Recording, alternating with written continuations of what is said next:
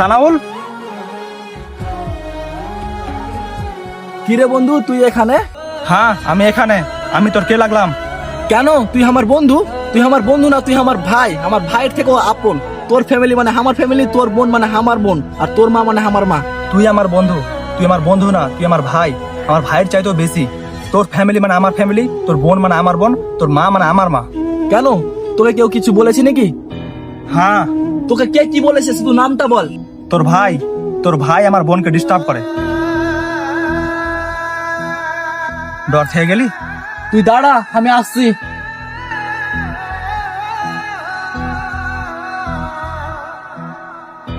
এলে ধর।